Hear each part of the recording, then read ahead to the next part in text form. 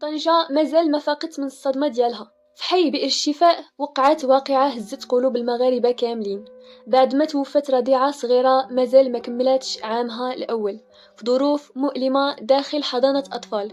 نهار الحادث الأم ديال الرضيعة خلات بنتها في الحضانة كيف العادة ومشات تخدم مطمئنة، ولكن ما كانتش عارفة أن آخر مرة غتشوف فيها بنتها حية.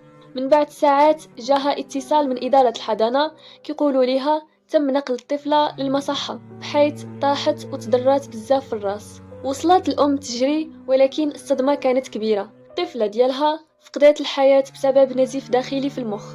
من بعد تدخل الأمن وبدات التحقيقات تبين من تسجيلات كاميرات المراقبة أن اللي كانت مع الرضيعة هي طفلة صغيرة عمرها تقريبا 8 سنين. الفيديو اللي تداول في السوشيال ميديا كيبان فيه بوضوح كيفاش الطفلة كتجر الرضيعة وكتطيحها في الأرض أكثر من مرة بطريقة مؤلمة وصادمة.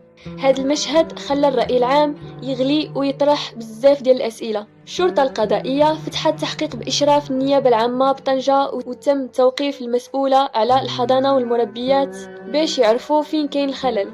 أما الطفلة القصير فتم تسليمها لوالدها، بحيث أن القانون المغربي كيعفي الأطفال أقل من 12 سنة من العقوبة السجنية وكيخضعوا فقط للتدابير التربوية. طنجة اليوم حزينة والسوشيال ميديا عامرة بدعوات بالرحمة للرضيعة وبالغضب من الإهمال.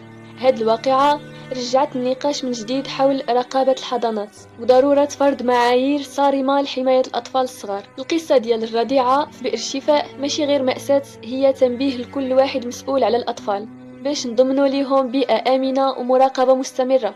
التحقيقات باقية مفتوحة والحقائق كاملة مازال ما تعرفتش. اللي معروف حتى لدابا الرضيعة فقدت حياتها بطريقة مأساوية داخل حضانة، وهذا الشيء خلى المجتمع كامل يتساءل على معايير السلامة والمراقبة في الأماكن اللي كتحضن الأطفال. الرسالة واضحة، كلنا مسؤولين على حماية الصغار وواجب علينا نكونوا واعيين ونسائلوا باش ما يتكررش أي حادث مشابه. شكرا على المشاهدة، وما بقى لي غير نقول لكم تبقوا على خير والله يحفظنا ويحفظ الجميع ويحفظ وليداتنا.